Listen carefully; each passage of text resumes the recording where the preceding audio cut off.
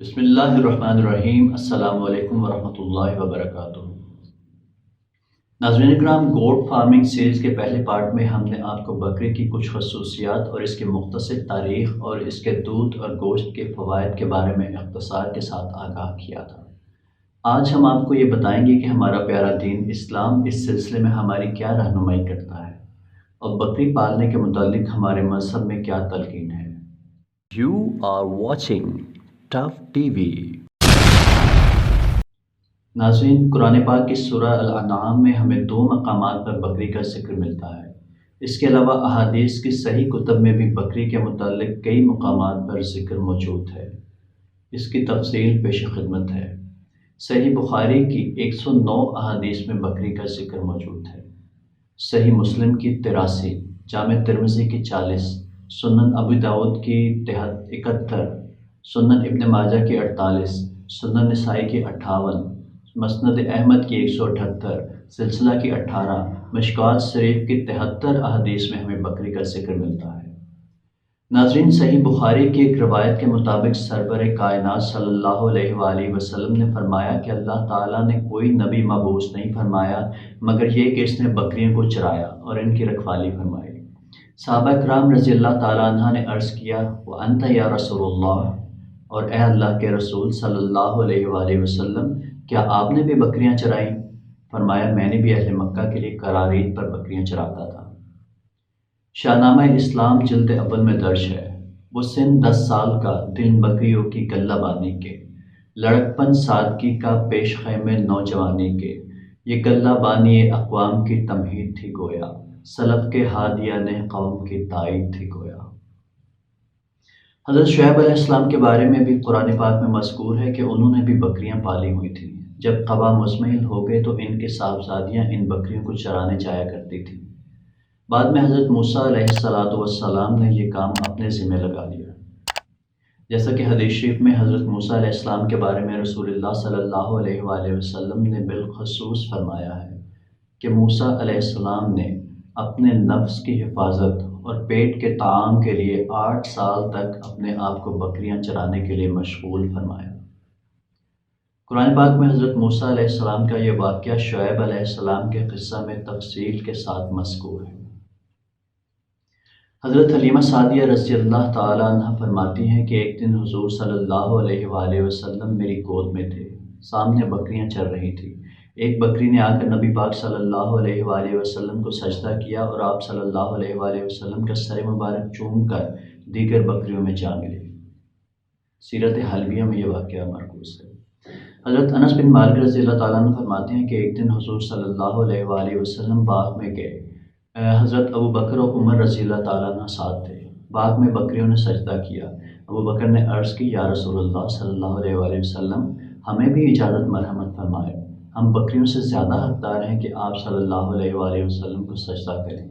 آپ نے فرمایا کہ میری امت میں کسی کو لائق نہیں کہ کسی کو سجدہ کرے، اگر یہ جائز ہوتا تو میں عورت کو حکم دیتا کہ اپنے شوہر کو سجدہ کرے۔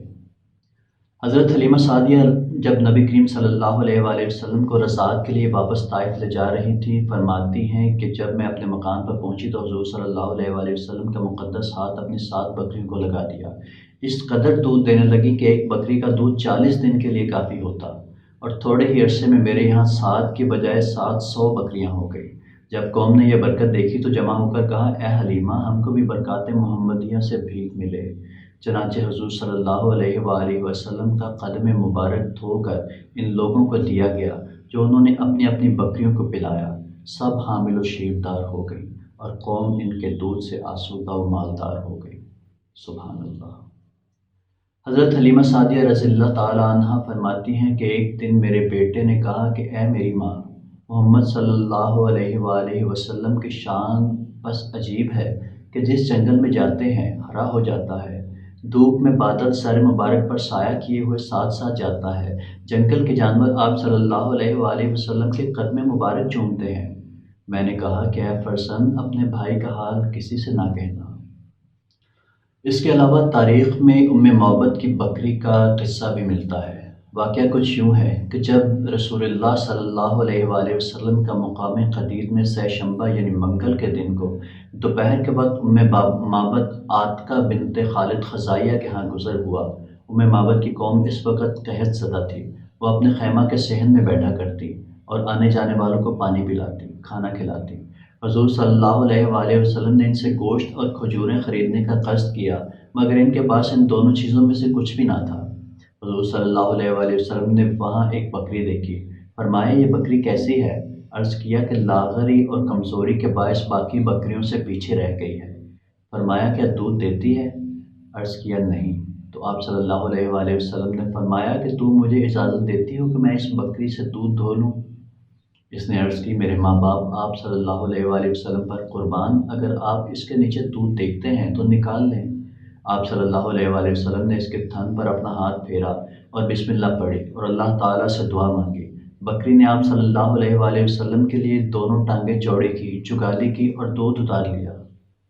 آپ صلی اللہ علیہ وآلہ وسلم نے برتن طلب کیا جو سب کو سیراب کر دے، بس آپ صلی اللہ علیہ وآلہ وسلم نے خوب دودھ دوہا یہاں تک کہ اس پر جھاگ آ گئی، پھر مابد کو پلایا، سب ساتھیوں کو پلایا یہاں تک کہ سب سیر ہو گئے۔